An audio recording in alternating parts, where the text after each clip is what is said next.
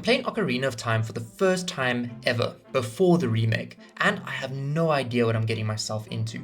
Dungeons, puzzles, creepy enemies, bosses, weird NPCs, very weird NPCs, and some damn NPCs who scam me. Let's find out if this game's actually still worth playing today, and after I finish the game, if I finish it, I'll also share my thoughts on the remake. First things first, I'd been seeing a lot of gameplay videos of this game, so I went down a damn rabbit hole watching reviews, reactions, at least mostly spoiler free. A small part of me though wondered what growing up with a Nintendo might have been like. I'm not saying I wish I had a Nintendo back then. I grew up with Skyrim as my favorite game, along with couch co-op, Call of Duty and Halo, and I would never want to take back those experiences. But a small part of me still wonders what it could have been like. I booted it up, and I must say, Link looks a bit like Peter Pan. I think that's just because there's a lack of comparison. I haven't really seen many characters like him. Everything feels very light-hearted, and you're accompanied by Navi, the fairy who says listen every 2 seconds while giving you tips and tricks. The game quickly teaches you the mechanics and introduces some colorful NPCs. You eventually find and equip a sword, then earn some money by cutting grass to buy a shield. And after that, you're sent into your first dungeon, the Deku Tree.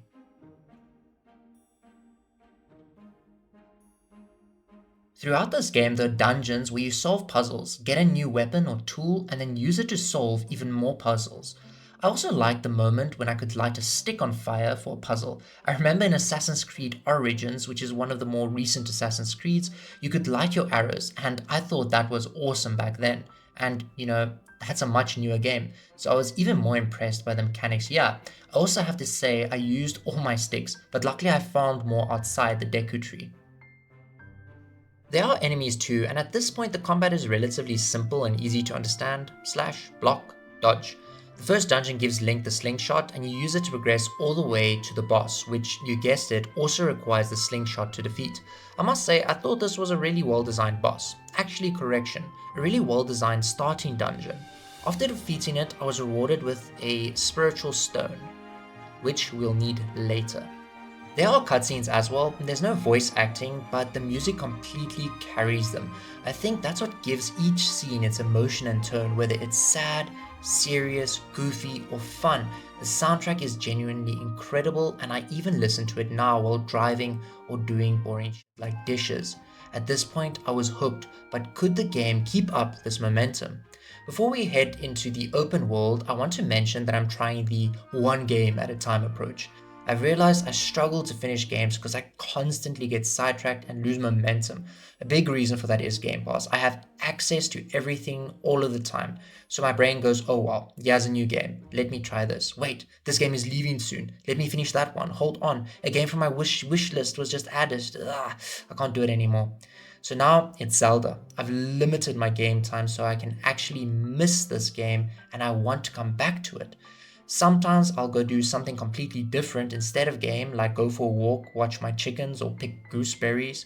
I want to take my time with this game and truly enjoy it. I don't use guides. You're gonna see this changes later on.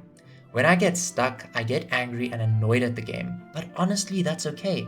I want to feel those emotions toward games again. I want to solve these puzzles myself, and if I miss out on something cool, then so be it.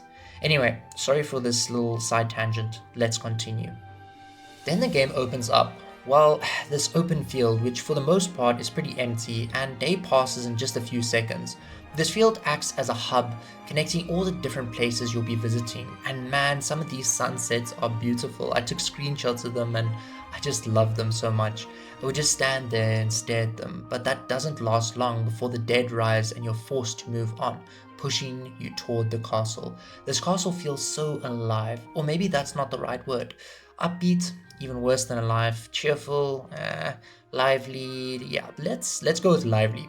People are dancing and going about their day, and you can explore shops like a mask shop and another where I bought the shield that was way too big for me. I could only block with it while it was on my back. How would this even be useful, I asked myself. Well, we'll get back to that later. Almost no tool in this game is useless or a one-time gimmick for the most part. You need to get to the princess, but guards block your way, and if they spot you, well, they kick you out of the royal grounds.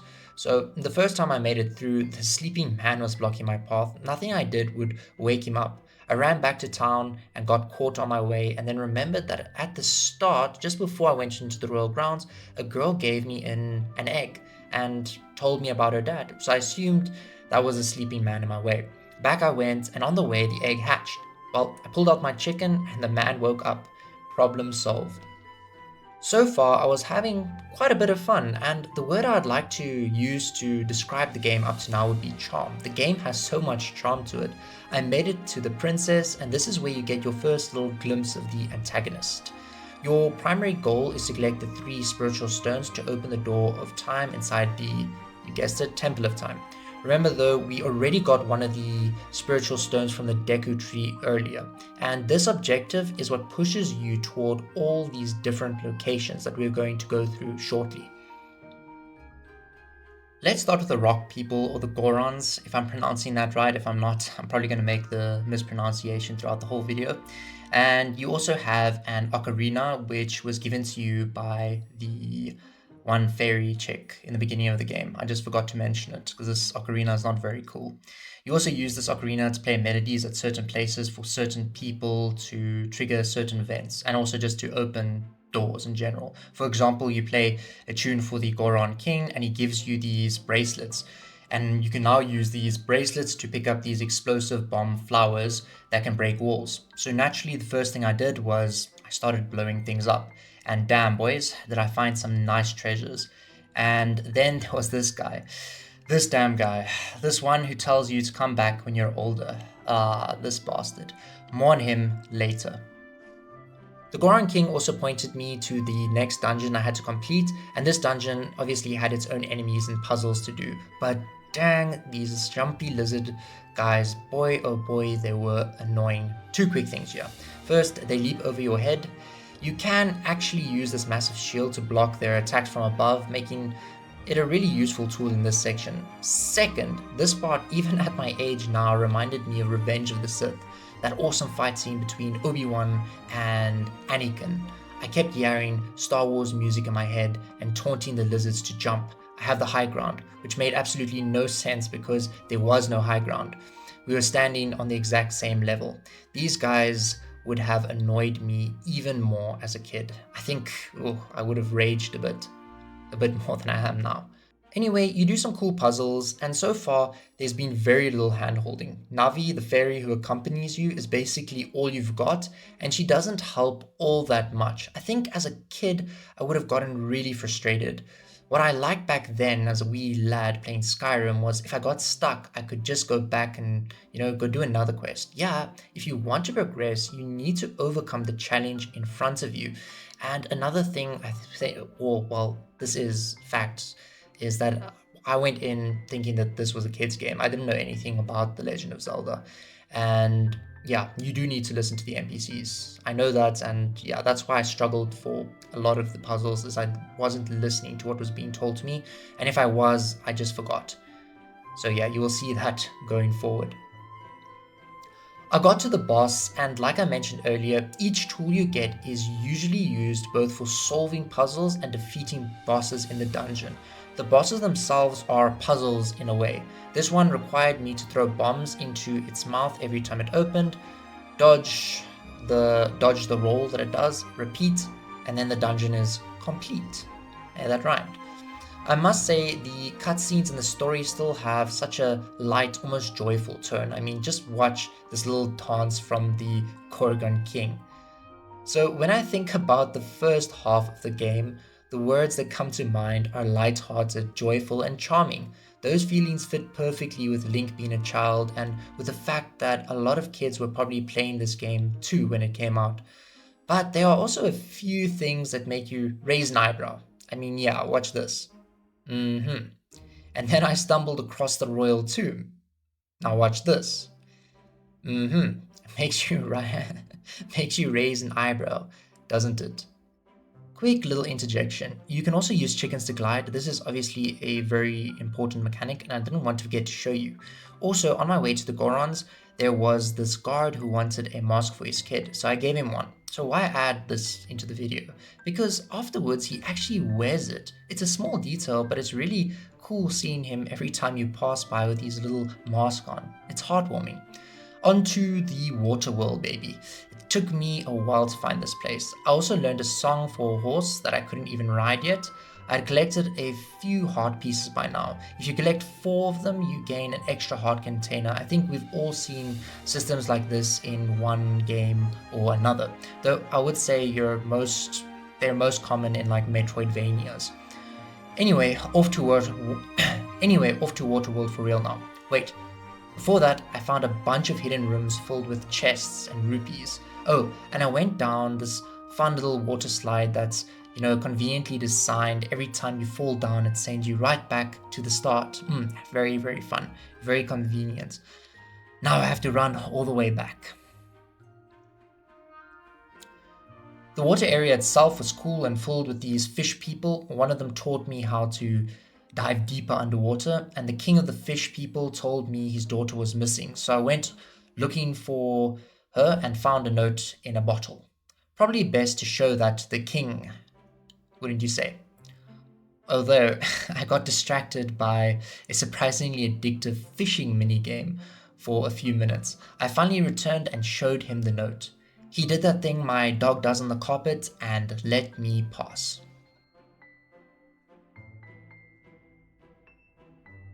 Then I had to enter this giant whale, Jabu Jabu. I offered him a fish and was immediately swallowed.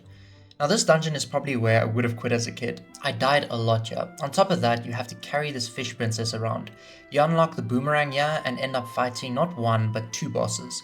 The shell boss in particular was really annoying and frustrating, and unfortunately I lost the footage of this boss fight. It's not the first time in this video that you're going to see that I lost the footage. I eventually took a break, went for a walk, came back, beat him, and then came the second boss, which was the final boss of the dungeon. Luckily, I defeated this boss really easily. It was a fun fight, and thanks to the power of my boomerang, I made it through. The fish princess rewarded me for saving her with the spiritual stone, and I was off to go tell Princess Zelda of my findings and that we could open the door of time. On my way, I witnessed Zelda fleeing from Ganondorf. She throws Ocarina of Time into the moat before continuing her escape, while Ganondorf verbally and physically abuses me. After he was done, I quickly went to go pick up the Ocarina of Time, and off to the Time Temple I went, or the Temple of Time I went. Using the 3 spiritual stones, I opened the door of time and finally stood before the Master Sword. And from here on out, we move into the second half of this video, Adult's Link. The first part of the game was, for the most part, lighthearted. The dungeons and mechanics were used brilliantly. I never felt like I got a one-time use weapon or tool. Whenever I gained something new, so much opened up. It genuinely excited me because there was suddenly more to explore and discover. The dungeons were all a joy to complete. The formula was simple. Here's a new tool. Now go figure out how to use it. Minimal hand-holding. And what makes this so satisfying is that you genuinely feel like you've learned something. New ideas start forming in your head. How else can I use this tool? What doors can I now open? What secrets can I reach? The game is incredibly good at making you feel clever. If there were map markers everywhere or constant hints telling me what to do, that feeling would have been completely stripped away. But now it's time to turn the page and step into the darker chapter. Before we start with Adult Link, I'm going to do things a bit differently than I did with Child Link. There will be the main goal, followed by chapters covering each of the temples. I could have easily made this video well over an hour long, but who would want to watch that?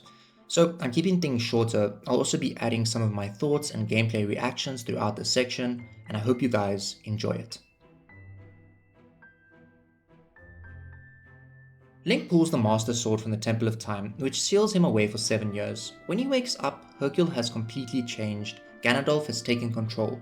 The world is in ruin, and the land is far darker and more dangerous than before. Link is no longer a child. He is now the hero of time, fully grown up. Not sure where he got those piercings while sealed away, but they definitely do add some drip. Link's main goal is to awaken the 5 sages across Hyrule. Obviously, I'm not counting Rahu. He's already free. Each sage must be freed within their corrupted temple so they can regain their power. Once all the sages are awakened, they can work together to fight Ganondorf, seal him away for good, and save Hyrule. Well, things are dark now, like truly covered by evil. The game does a fantastic job of making that clear. Castletown, which was once so lively and cheerful, is now ruined and filled with these redreads, which are basically zombies without lips. And trust me, we're going to see a lot of them moving forward. It's not just Castletown either. Almost every location has changed for the worst, and it's genuinely sad seeing these familiar, once vibrant places all transformed by evil. There is also this mysterious character, the Shriek, who I immediately assumed was Zelda. Throughout the game, there are these cool little moments where Shriek teaches you these new songs, and I actually really like these little sections. But like I said, everything feels much darker now. The vibe of the entire game has changed. The only other games I can really compare this to are the Jak and Daxter games, which are PlayStation exclusives. So the first Jak and Daxter game was just really fun, colorful, and pretty light-hearted. Then came the second Jak game, and everything was suddenly way darker, grittier, and more serious. The tone of the game changed dramatically. What's interesting here is that in Ocarina of Time, it does this shift halfway through the same game. With Link's new body and strength come new weapons and equipment. We'll go through some as we tackle each temple. Everything feels more powerful now. Enemies that Child Link struggled against are now easier to deal with, and you finally get to ride the horse, which is nice. No more rolling everywhere like a maniac. Let's start with the Forest Temple. To enter this temple, you'll need the hook shot, which is basically a grappling hook that lets you travel across gaps and reach distant platforms. I got this from racing a dead dude, but right away the temple gives off a haunted mansion kind of vibe. The structure is similar to the previous dungeons, solve puzzles, but now you have to find keys to unlock doors and eventually make your way to the boss. It works really well because it constantly gives you, small goals to focus on. That is until you find or until you can't find a key and end up running around like an idiot wondering what you've missed. I also unlocked the fairy bow, yeah, which became incredibly useful for both puzzles and combat. There were sections where you had to shoot ghosts hiding inside paintings, force them out, and then defeat them to light torches and progress. I found this temple pretty fun, but dude, unfortunately, I don't know how I lost this boss footage of this temple because this boss was awesome. But I will try and paint the picture for you. So the highlight of this dungeon was Phantom Ganon.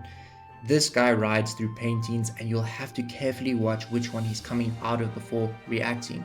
The first time his lightning attack hit me, it shocked the absolute hell out of me.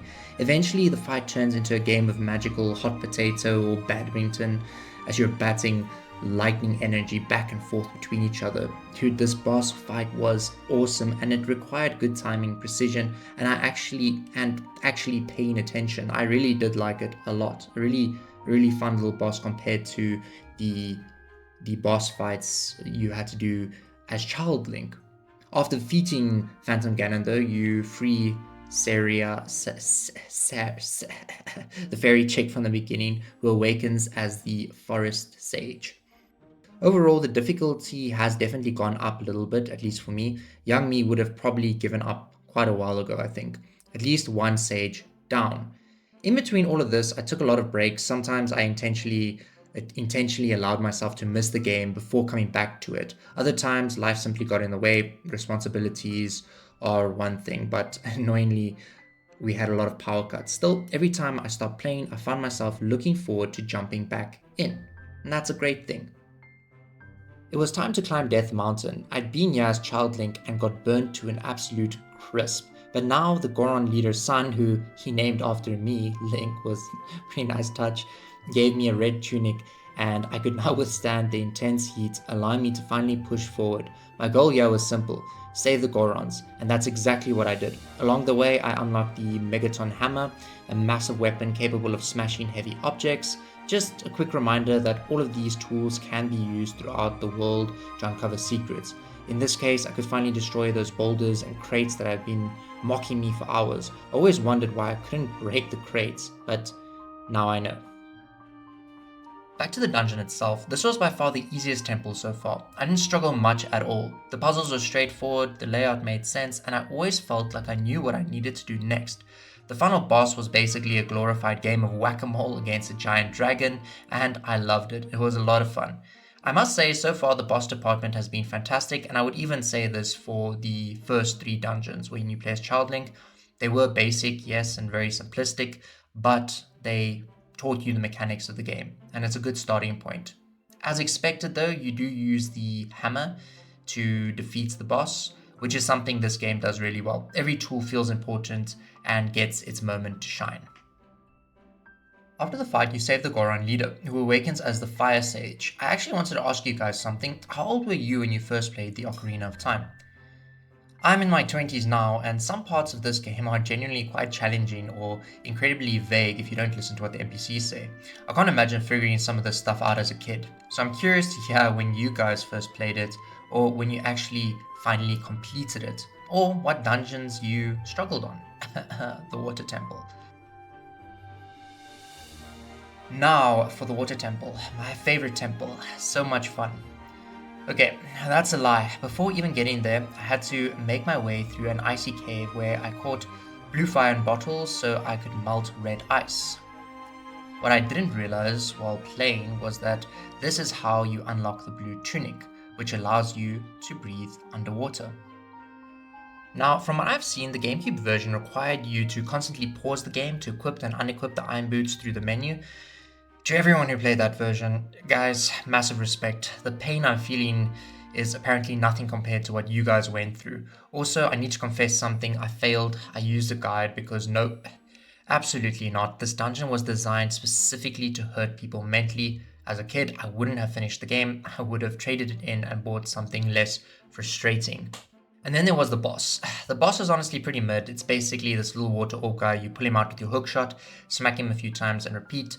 There were water arms that could grab you. I think that's like the hardest part of this entire boss fight. I didn't find this fight particularly exciting. You did get to use your upgraded long shot, which you found during the dungeon, but compared to the other bosses, it's pretty forgettable. At least after all that suffering, though, you save the fish princess who we met as Child Link, and she awakens as the water sage. Thank goodness that's over. I took breaks from this game because I was going to I was going to go insane in this water temple. But I'm happy it's over. I headed back to Kakariko village, and the moment I arrived, it was clear that things were not going well. The village was engulfed in flames, and the shriek was waiting near the well. An evil spirit suddenly burst out from inside, knocked her down, and escaped. After all that, she explained that the next sage had entered the shadow temple hidden beyond the graveyard. Spooky.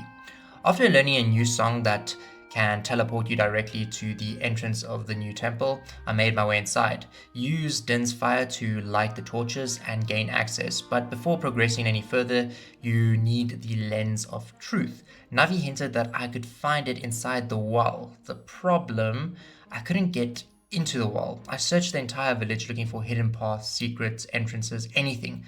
Nothing. I eventually gave up, made supper, came back later, and I still had no idea what I was missing. So yes, unfortunately, I had to Google it.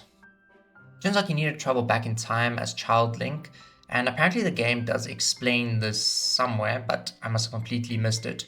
Back to the Temple of Time I went. As Child Link, I entered the well and immediately realized there was water blocking my way down to the bottom. After some experimenting, I figured out I needed to play the Song of Storms inside the windmill. The water drained out, a new tunnel opened, and suddenly I was exploring a surprisingly cool mini dungeon. Honestly, it was nice playing as Child Link again. That feeling lasted right up until I fell through the same invisible floor for the 15th time. I don't know how I could forget this so many times. This is definitely, yeah. Eventually I reached the room containing what I can only describe as pure nightmare fuel. This horrifying creature would have absolutely traumatized young me. Add in the giant hands that constantly grab you, and it was a recipe for frustration. After finally defeating it, I looked at its body and noticed it was still like pulsing. Disgusting. Absolutely disgusting. What I did enjoy though was finding the hidden treasures throughout the dungeon. It felt like all those years of smacking random walls and Dark Souls had finally paid off. I'd also picked up the hover boots, which let you run through the air for a few seconds, and suddenly those impossible looking jumps became possible. There was one section that was filled with giant spiders, traps, and bottomless pits. If you fell, congratulations, you get to do it all again. Oh man, this place sucks. Come on, I think I can make this jump. uh, this is like the 10th time. I think my parents were right. I am completely incapable of learning. After a really cool section aboard a ghostly ship where you fight skeletons, I finally approached the boss room, or, well, the area close to the boss room. If I destroy those green bomb flowers, something might happen. Aha, it did. This game really does, or can make you feel smart sometimes. Unfortunately, I still didn't have the boss key. Let's see, how do I get that boss chest? Inside is the boss key. Wood plus bomb. That probably won't work. Wood plus fire. Aha.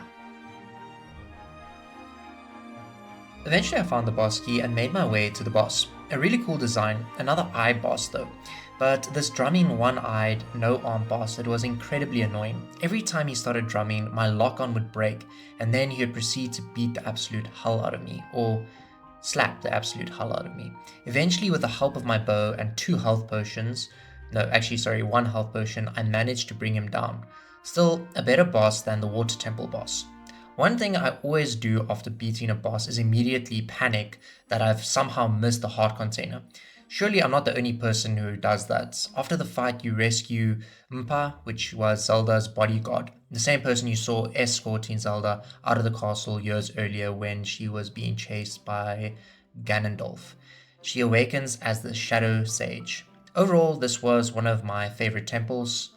It was very dark, creepy, and also challenging and full of memorable moments, even if those moments were not all very nice. It felt like the game had fully embraced its darker tone, and honestly, I was really liking that. I was off to the desert. After a spectacular jump, I got myself into a bit of trouble in this thief hideout. If I was seen, it was straight back to my cell. My mission was to free the carpenters and fight the thieves for their keys. So basically, avoid guards, fight thief, get key, free carpenter. Simple. It was actually a nice little break from all the puzzles.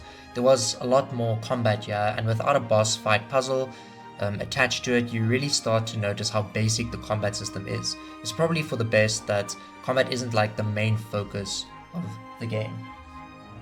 I headed into the desert to find the spirit temple. I used my hover boots, and I also found this guy sitting on a rug selling different types of bombs. He had a really cool character design. I then had to follow a ghost through the desert until I found the spirit temple. Now everything was telling me that I needed to turn back into a kid again. I know, based on everything you've seen so far, it's believable that I wouldn't immediately get this hint. But my dumb butt teleported all the way back to the Temple of Time, turned into Child Link, ran all the way through Hercule Field, saw this dude running, and then I discovered I wasn't even allowed to cross the bridge. So it was back to Adult Link, back across the Hercule Field, back through the desert, back following the ghost, and finally I made it back to the temple where all I had to do was walk back out of the temple, and then I learned the song that could teleport you to the temple. Now I could finally do the dungeon. This thief lady gave me some lore, and apparently Ganondorf is the only male of his species. I'm not really sure why he's so angry and wants to conquer everything. Oh well. She told me I needed to find something for her inside the temple, and she would help me steal some things from Ganondorf. The Child Link section had some genuinely clever puzzles. Eventually, the thief lady gets captured and it's back to Adult Link. You work through some more fairly easy puzzles, and then you fight these armored enemies where the strategy is basically wait for them to attack, hit them, repeat, defeat one, move to the next room, and then you do it all again. Eventually, you unlock the Mirror Shield, which lets you use the light to solve puzzles. At least all the dungeons keep things feeling fresh, even though this temple wasn't particularly difficult. Every new tool changes how you approach the dungeon and keeps things interesting. You eventually make it to the bosses, who are 2 twin witches. Before that, though, you fight a mini boss, an armored axe warrior. It's pretty much the same as the other armored enemies, just as a mini boss, who turns out to be that thief lady from earlier. She had been brainwashed and forced to fight for Ganondorf, which is actually pretty intense. The moment she recovers, she's immediately captured again, and at this point she'd been captured twice, and honestly it seemed difficult for her not to get captured whenever she appeared on screen. By now I had developed a theory. If the game introduces a new important character, or hell, a new character, they are probably a sage. The boss fight itself was really cool. The twin witches used like fire and ice magic, firing beams at you. You redirect the fire attacks at the ice witch and the ice attacks at the fire witch, because honestly, I'm not even going to try explaining that. Eventually, they pull a full-on Dragon Ball Z fusion and combine into one giant witch. From there, you use the Mirror Shield to absorb 3 attacks of the same element, and then you unleash the stored energy attack at her. Stun her, run in, slash, run away, repeat until she's defeated. And I told you guys, she was also probably a sage. To the Temple of Time I went, and the shriek is Zelda, I was right all along. Before you can even process what's happening, Ganondorf takes her and captures her. Off to the castle you go to fight him. This castle is basically a mashup of all the previous dungeons you have done, and you end up using almost all of your tools you've collected throughout the game. The sections are fairly short, and by this point I felt like I knew exactly what I was doing. You make your way to the end of each mini dungeon, shoot the magical orb with light arrows, and after each one, a sage appears to help you. Once all the barriers are removed, it's finally time to face Ganondorf. I walked into the room and the guy is literally sitting there playing the piano. I don't know why, but I found it hilarious. Anyway, the boss fight itself is very similar to fighting the Phantom Ganon. The main difference is that you can't lock on, which definitely makes things a little trickier overall. I found it a bit underwhelming. You stun him with a light arrow, run in, hit him a few times, and repeat. The coolest part was when he launched multiple homing energy attacks at you at once, and you can charge up your weapon and send them all flying back at him, and then he also gets stunned again and you knock him down with a light arrow, hit, rinse, repeat until you've defeated him. It did feel like the boss arena itself did look awesome, but I already have used this technique to defeat his phantom version, so it was a little underwhelming. Eventually though, Ganondorf falls and you and Zelda have to escape the collapsing castle. Once you're outside, it seems like it's finally over. Game over. Or so you think. Ganondorf returns and he goes full beast mode, transforming into this like Ultra Ganon. This was sick though. He even knocks the Master Sword out of your hands, leaving me with nothing but the reminder of being scammed early in the game with this broken sword having basically been the only weapon I have to fight him. The first half of the fight is actually really easy. You mostly run around and smack his glowing tail, and all you have to really do is stay behind him. The second half he is much more aggressive though, and he puts on a much better fight. Eventually though, after a long adventure, I defeated him and completed the game. Wow, that was actually great, and I can completely understand why this game is so loved. I went into this expecting like an old game. Hell, this version is technically the newest version, but from what I've heard, it's more of a remaster than a remake. I also tried not to compare to modern games while playing. Instead, I judged it based on what it was trying to do back when it was released. I've had similar experiences before. Not too long ago, I played the original Resident Evil 4 and I was blown away by how good it was. Another example would be a game like Dark Souls. These games had a huge impact on the industry.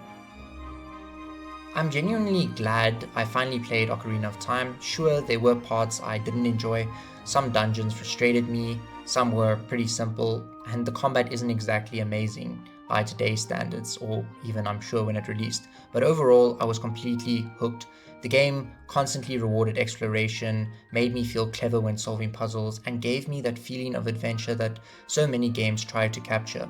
I also made a lot of mistakes, but I kept this video to how I actually experienced the game. Be there some mistakes. You guys can correct me in the comments. Do I think it needs a remake? Honestly, yes. These older games can be difficult to access, let alone play, and a remake would introduce an entirely new generation to one of the highest rated games, if not the highest rated games. My only concern is that remakes sometimes change the original vision. Back then, developers had hardware limitations and had to be creative. A modern remake would naturally bring in a new vision to the game, and I just hope they don't stray too far away from what made Ocarina of Time so special in the first place. What do you guys think? Does Ocarina of Time really need this remake, or should they have just left it alone? Anyway, guys, this is it for the video. If you enjoyed it, make sure to like, subscribe, and leave a comment. And if this video can hit like 10 likes, I'll check out some other Nintendo games. Let me know which ones you think I should play next. Thanks for watching, guys. Bye-bye.